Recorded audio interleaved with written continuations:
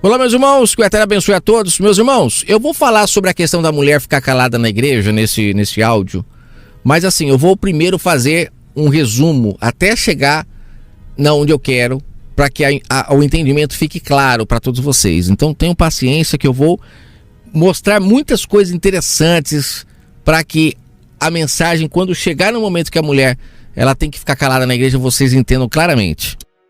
Aqui em 1 Coríntios 14, a partir do verso 34, Paulo fala sobre as mulheres ficarem caladas dentro da igreja, que elas não podem abrir a boca. Se quiserem saber alguma coisa, tem que perguntar a seus maridos quando chegam em casa. E muitas igrejas se baseiam nisso para que as mulheres não tenham oportunidade para nada. Embora muitas igrejas também não dão a mínima para isso que Paulo falou. Não dão a mínima. Porque a gente percebe que hoje existem até pastoras, né? Existem mulheres como bispas, né? E essas não ligaram muito para o que Paulo falou aqui. E nisso fica claro, acredito que para a grande maioria das pessoas que estão inscritas aqui no canal, o que eu venho falando já há um bom tempo sobre essa questão da espiritualidade, você renovar o seu entendimento para compreender o mundo espiritual. Que o homem, ele é uma representação do Criador, porque o homem traz o sustento, o homem cuida da mulher, né? A função do homem qual é? Ela é muito semelhante à função do Criador, que não deixa faltar nada para a humanidade, sempre está ali a água para você beber, o alimento para você comer.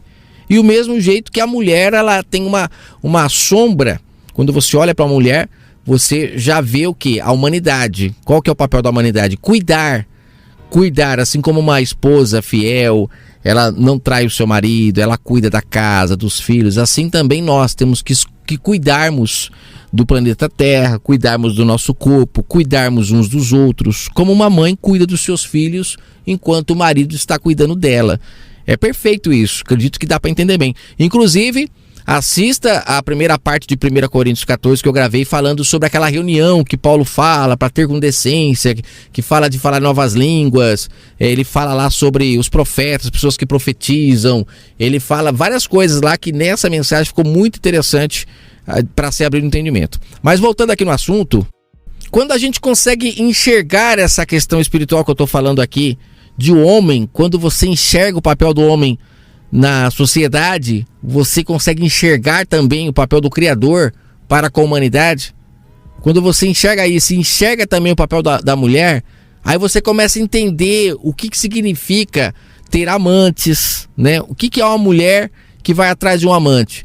É uma mulher que não valoriza o marido que a sustenta. E a gente vê que a Escritura o tempo todo fala sobre essa questão de marido e mulher, para nos mostrar o mundo espiritual, né?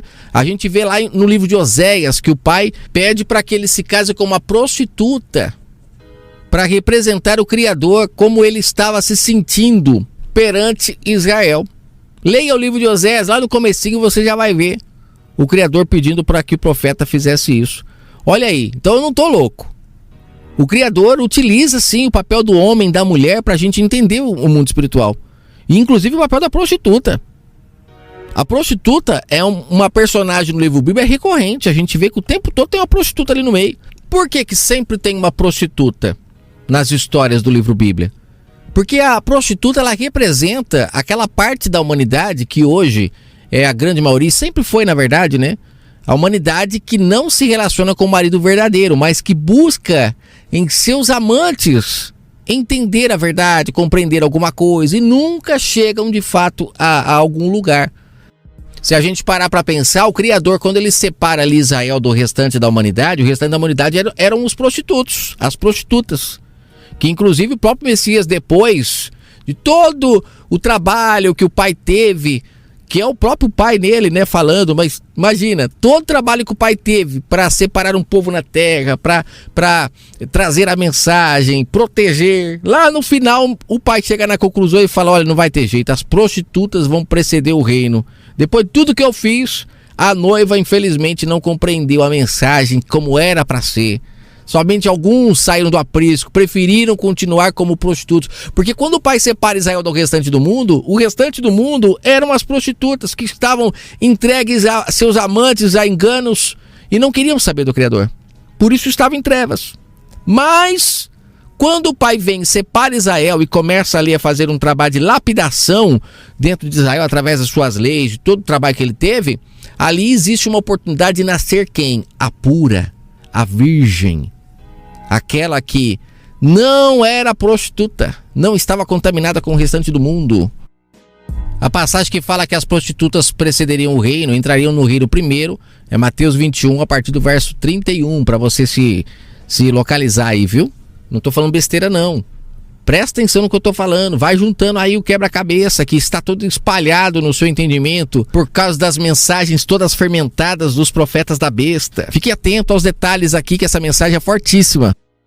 Então, quando a gente entende que o papel do homem na sociedade é mostrar o Criador, é que a gente olhe para ele e lembre que o Criador, ele tem essa função de trazer o sustento para a mulher, de cuidar dela, de não deixar faltar nada para os filhos.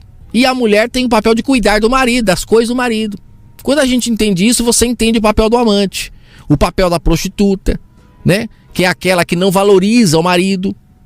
E o amante é aquele em quem a mulher recorre, em quem ela vai atrás para poder ter alguma vantagem. A gente percebe que lá na parábola do filho pródigo, o Messias falou que quem fez o filho pródigo perder a herança fala do quê? De riqueza, é a verdade do Criador. A humanidade tinha a verdade do Criador, mas ela se perdeu por causa de quem? Por causa das prostitutas. Então o povo de Israel se envolveu com o restante da humanidade, com os ensinamentos, com aquilo que o pai não queria que ele se envolvesse. Por isso que o pai, até lá na parábola da vinha, fala que ele construiu um lagar, ele cercou a vinha para que ninguém entrasse e ninguém saísse.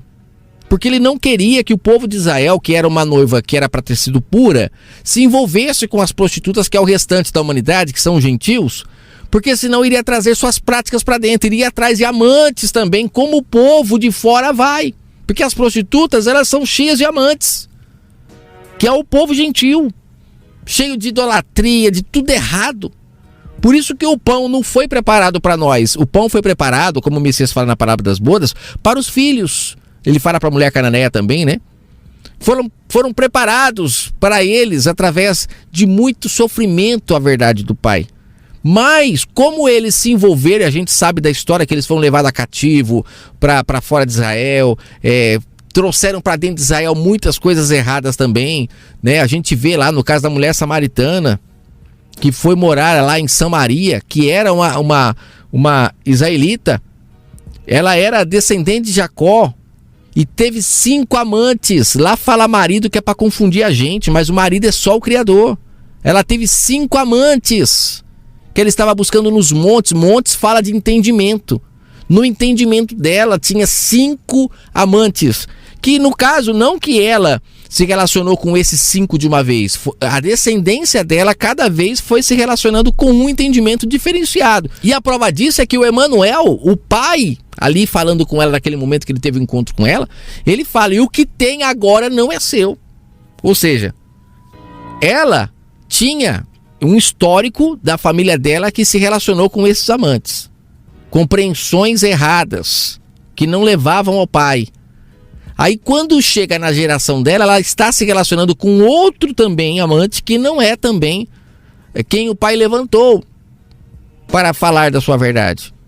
Tanto é que no final ela abandona esses amantes para quê? Para se casar com o verdadeiro marido. Aí é marido, que a gente busca em espírito e em verdade. Os amantes você sai de casa para buscar. Você tem que sair. Quando eu falo casa, não estou falando só da sua casa, o seu lar, fisicamente ali, mas estou falando do você. Você não busca em você, você vai recorrer a alguém. Mas também existe essa questão da casa, que a casa também é uma sombra maravilhosa para a gente entender o mundo espiritual, a casa onde a gente mora, né? Nós, como espírito, moramos no nosso corpo, assim como a gente mora na nossa casa.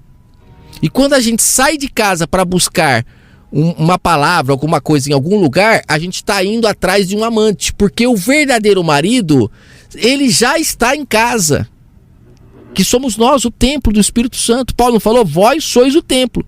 Se ele está em nós e a gente sai para buscar, então não estamos casados, ele não está em nós, porque o marido não fica onde a gente não quer que ele fica. Ele só fica, por isso que ele fala que ele entra, faz morada, ceia conosco, se nós crermos, quem crer e for batizado. Se nós não crermos e continuarmos praticando rituais antigos, que era a velha forma de buscar o Criador, porque na velha aliança o Espírito Santo do Pai não se fazia presente para todos. Por isso que existiam os ungidos, que o Pai se apresentava a eles no entendimento deles. E aí eles traziam a mensagem para o povo. Então o Espírito Santo não estava disponível a todos. É como o Wi-Fi. Só alguns tinham a senha. Só que quando vem o Pai, encarna no Filho, o Verbo se fez carne e habitou entre nós, aí entre eles lá no caso, né? Aí automaticamente, depois de trazer a palavra que precisava ser trazida para libertar a humanidade das serpentes, para libertar a humanidade das amarras no entendimento, por isso que ele veio sendo o verbo, a palavra pura, porque a humanidade ficou escravizada pela palavra fermentada. Nós somos presos pela palavra, escravizados pela palavra fermentada. A palavra pura veio para nos libertar e abrir o Éden para nós, para que a gente voltasse a comer agora dos frutos da vida, que foram proibidos quando o homem se afastou do Pai. Mas as palavras do Messias são os frutos que nós podíamos comer e agora encontraremos vida, a vida eterna. Ele é a videira verdadeira, que se a gente comer de suas palavras, nós encontraremos vida e não mais estaremos mortos perante o Criador. Mas aí nós temos que crer para recebermos o Espírito do Pai que estava no Messias. Por isso que hoje somos co-herdeiros, podemos ter a mesma herança. Lembra que o filho pródigo perdeu a herança, que é o quê? A presença do Pai. Já o Messias tinha herança. E ele repartiu essa herança com quem? Conosco. Por isso que hoje somos co-herdeiro, que é a presença do Pai. Que o Messias não perdeu porque não se relacionou com a prostituta. Que são os ensinamentos enganosos. Tanto é que o próprio Messias nasceu de uma virgem, que essa virgindade representa uma consciência sem contaminação, não tinha nenhum tipo de contaminação, nem a sua mãe não havia sido estuprada por nenhum engano, ela estava em pleno estado para receber o Criador. E quando vem o Messias, por ele ter nascido dessa pureza, então ele foi sim aquele que pôde trazer a mensagem pura, porque não havendo sujeira nele, quando vem a palavra pura do Pai, ela sai de forma pura. Agora, se tivesse contaminação nele, ele poderia também contaminar o povo. Por isso que todos que vieram antes dele, os profetas, próprio Abraão, né, que foi um homem chamado de pai da fé, por que ele já não trouxe a palavra para o povo? Porque havia sujeira. Ele já havia se relacionado com amantes. Ele já era um prostituto quando ouviu a voz do Pai, mas foi uma prostituta que deu ouvido à voz do Pai para seguir adiante o plano. Mas lá na frente, depois de muita luta, vem então a recompensa, a virgem, que gera então o nascido do Espírito para poder falar à humanidade de forma plena, pura, sem contaminação, para que então o Pai pudesse finalizar ali todo o seu plano. E agora quem crer e for batizado, aceitar, essa pessoa vai se salvando. E aí eu entro nessa questão, para já ir para os finalmente, nessa questão desses amantes, que eu acabei de falar, que a gente vai atrás, quando a gente não entende essa questão de buscar o Pai em espírito, a gente vai atrás desses amantes. E o amante, gente, é algo interessante, porque assim no físico como também no espiritual, a gente se encanta com uma pessoa como? Através daquilo que a gente vê, através daquilo que a pessoa fala. É assim também no mundo espiritual. Quando a gente vai em um lugar desses que é ali o templo religioso, se a pessoa falar alguma coisa que, poxa, bate com aquilo que a gente acredita, é bonito, é legal, gostei daqui, você fica. E aí tem gente que gosta do novinho, tem gente que gosta do mais velho, isso pro homem e pra mulher, né? Aí pro novinho tem os tempos mais modernos, uns louvores mais agitados, um rock. Agora para os mais velhos é orquestra, é aquela coisa mais tranquila. Mas tem pessoas que precisam se relacionar com gente mais velha, porque não vai conseguir se relacionar com gente mais nova. Então ela tem que ir nesses lugares. Está conseguindo separar o físico do espiritual? Porque às vezes entrelaça, que parece a mesma coisa o tempo todo, mas você precisa separar na sua mente para conseguir entender essa questão do mundo físico e do mundo espiritual. Quando eu falo de uma pessoa velha se relacionar com outra pessoa velha, que a gente vê que no mundo físico, dificilmente você vê uma pessoa, vamos dizer assim, um homem de 15 anos se relacionando com uma mulher de 50, embora aconteça. Assim também como no mundo espiritual. A gente dificilmente vai ver uma pessoa que é uma pessoa da lei se relacionando com alguém da graça, que representa o novo e o velho. Dificilmente. Mas a gente vê que são aqueles que remendam, que misturam. Hoje vê muito, né? Tanto no físico quanto no espiritual. Muitas pessoas querendo viver a graça e a lei ao mesmo tempo. Mas a grande maioria é o velho com o velho e o novo com o novo. Só que existem também aqueles que se misturam, que é o velho com o novo com o velho, só que aí não chega a lugar nenhum, não tem compreensão.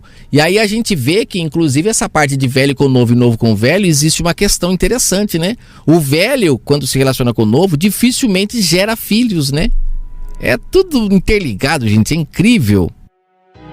Então, quando a gente vai atrás de um amante, a gente vai atrás de um amante ou de uma amante, né, que nos satisfaça visualmente, que fale o que a gente quer ouvir.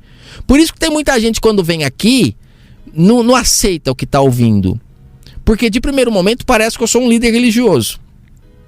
Mas no segundo momento, aqueles que permanecem vê que eu não estou trazendo discípulos para mim, não estou ganhando, não estou lucrando. Então já percebe que eu não sou um líder religioso, mas eu sou alguém que está levando as pessoas para os passos verdejantes. É lá nos passos verdejantes que você vai encontrar o bom pastor, que é o Espírito Santo, que vai te conduzir e ele vai te dar alimento, né? 24 horas por dia é alimentação diretamente dele. Então, o meu papel é esse, que é o papel que todos deveriam ter, aqueles que anunciam a verdade. Mas a grande maioria, no meio do caminho, se corrompem porque começam a lucrar. Aí começam a fazer discípulos para si, já não para o reino mais. E aí é onde o reino começa a perder. Essa pessoa já não fala mais a verdade. Ela começa a fechar o reino do Pai ao povo. Por quê? Porque se ela abrir o reino do Pai ao povo, o povo entrar para o reino, essa pessoa que está pregando, ela vai perder todas as mordomias dela. Ela tem que estar disposta a perder. E quem quer perder? Né? Então é melhor fechar o reino para o povo e continuar mantendo sua vida, seus luxos, do que abrir o reino do Pai para o povo. E eu já estou aqui querendo abrir o reino. Não estou muito preocupado em fechar o reino, não. Então, para entrar nessa parte da mulher calada na igreja, a gente tem que entender que lá ele deixa claro no contexto que era uma lei. E as leis que o Pai deixou para o povo de Israel, todas elas tinham uma representação do reino espiritual. Se a gente não compreender espiritualmente, a gente não consegue de fato entrar para o reino. Ou você une a fé, ou então você não entra para o reino. Então a mulher calada ali na igreja, que eles falam que utiliza hoje como sendo um templo de pedra.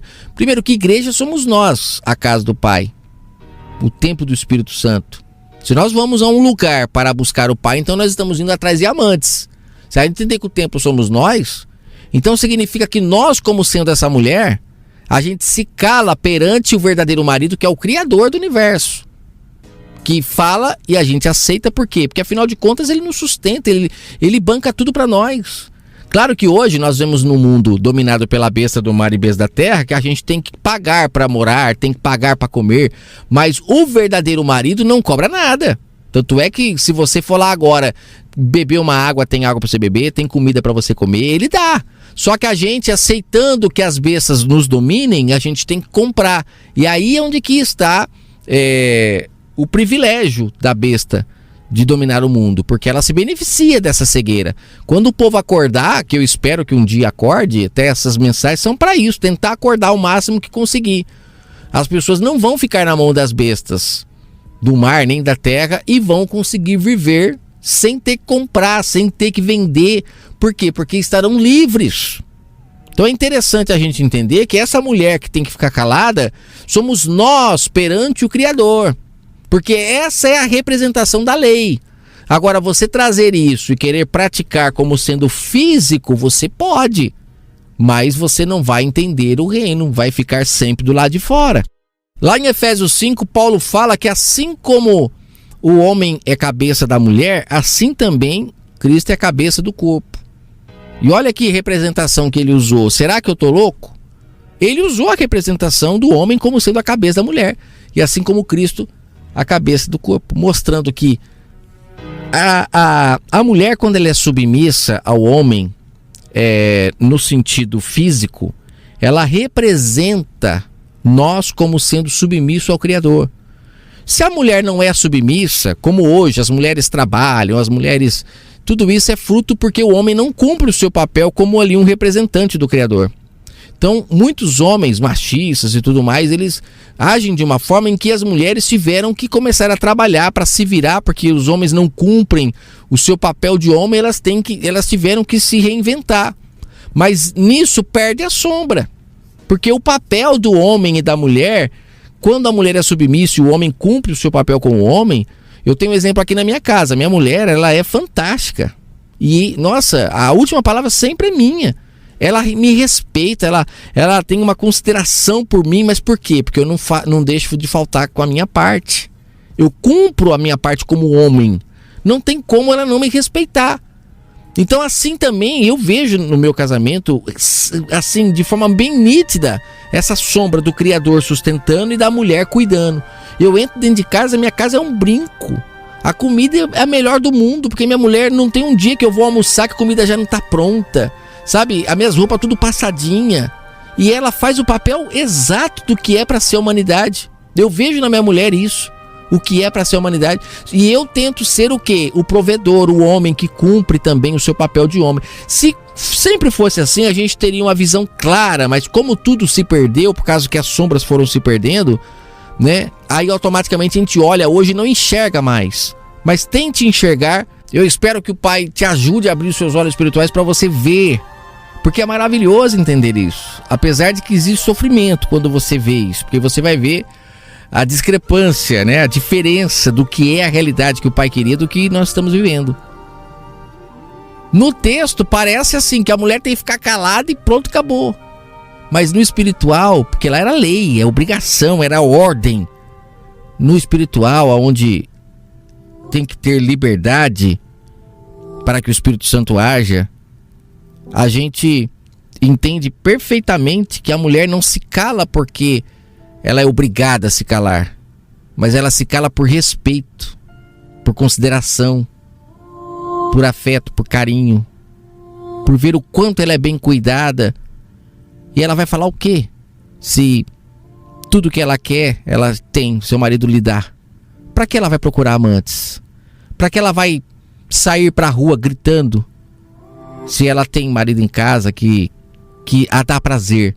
Como o Messias disse em Mateus 6, entrem para o quarto, se relacionem com o Criador, é em espírito, é em verdade. Quando ele fala para entrar para o quarto, se a gente enxergar fisicamente também, nós somos pobres, cegos e nus. Entrar para o quarto é buscar o Pai no entendimento, buscar em espírito, em verdade. Porque esse marido nos dá prazer, nos satisfaz. E eu vou te falar, viu? É toda hora.